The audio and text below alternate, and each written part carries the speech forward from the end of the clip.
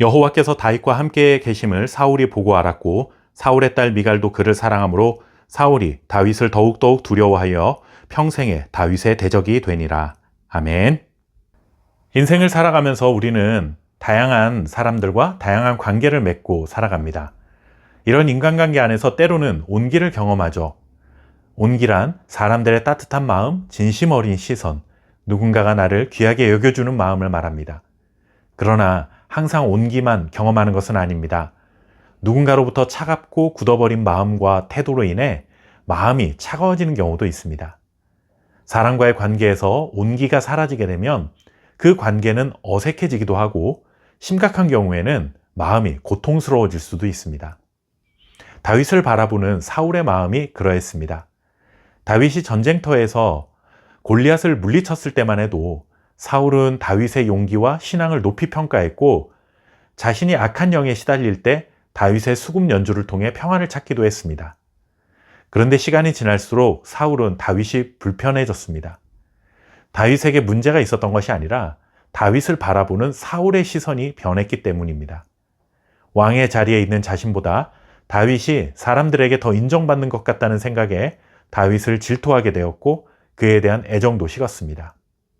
다윗과 가까이 지내는 것이 괴로움으로 다가왔고 보면 볼수록 마음이 불편해졌고 생각하면 할수록 자신의 자리를 빼앗기게 될까 두려운 마음마저 갖게 되었습니다.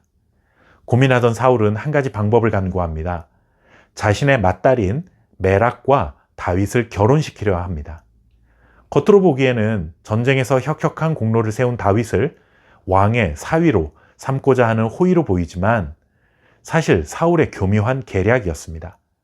맏딸과 결혼시켜 줄 테니 블레셋과 전쟁을 해서 승리를 가져오라는 명분을 내세웠습니다. 그런데 사울의 속마음은 그렇게 전쟁을 하다가 다윗이 블레셋 군대의 손에 죽기를 바랬던 것입니다. 이렇게 질투심과 두려움에 사로잡힌 사울은 자신에게 가장 충성스러운 신하 중에 한 명이라 할 수 있는 다윗을 자신의 목적 달성을 위한 도구로 바라보고 있는 것입니다. 심지어 자신의 딸까지도 자신의 자리를 지키기 위한 도구로 삼고 있음을 보게 됩니다. 그런데 사울의 계획은 무산되고 일은 다른 방향으로 흘러가게 됩니다. 사울의 둘째 딸인 미갈이 다윗을 사랑하게 된 것입니다. 사울의 입장에서는 둘째 딸이 다윗을 사랑하는 것이 나쁘지 않았습니다.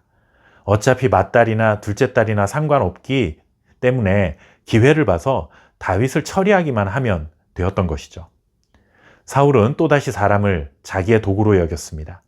이번에는 신하들까지 동원해서 거짓 분위기를 조성합니다. 왕이 당신을 좋아하고 모든 신하들도 좋아한다.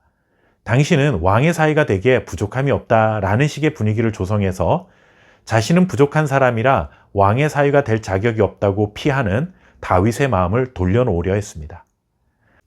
그러다가 사울은 다윗에게 전쟁에 나가서 포피 100개를 가져오라는 불가능한 요구를 합니다. 사울의 속셈은 뻔한 것이죠.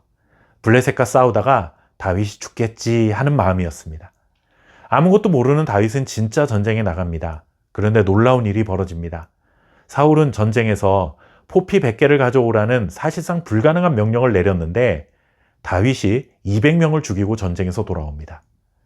사울은 자신의 목적을 위해 다윗을 도구로 사용했지만 다윗은 왕의 명령에 순종하는 겸손과 성실한 마음으로 부당한 명령까지도 순종했습니다. 사람을 도구로 보는 사울과 하나님이 세우신 자를 존중하는 다윗의 상반된 모습을 발견하게 됩니다. 그제야 사울은 깨달음을 얻게 됩니다. 28절 말씀을 보시면 여호와께서 다윗과 함께 계심을 보고 알았다라고 전합니다. 사울은 인간적인 술수를 꾸몄지만 다윗은 그 사람의 명령까지도 순종했고 하나님은 그런 다윗을 붙들어 주셨습니다. 사울은 자신의 이익을 위한 목적으로 계속 계략을 세우지만 번번이 실패로 돌아갑니다. 그리고 실패가 반복될수록 사울의 두려움은 점점 더 깊어졌습니다. 그래서 성경은 이렇게 전해줍니다. 사울이 다윗을 더욱 두려워하여 평생에 다윗의 대적이 되니라.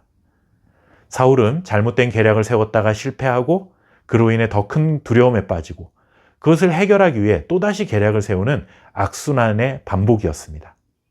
반면에 다윗은 왕을 세운 것은 하나님이시기 때문에 사울 왕의 권위를 인정하고 그의 말에 순종합니다. 그러자 하나님이 그를 보호해 주시는 선순환이 반복되는 삶을 살아갑니다. 우리의 삶에도 다윗의 인생처럼 선순환이 반복되며 하나님의 보호하심 속에 살아가는 은혜가 넘쳐나기를 바랍니다. 감사합니다.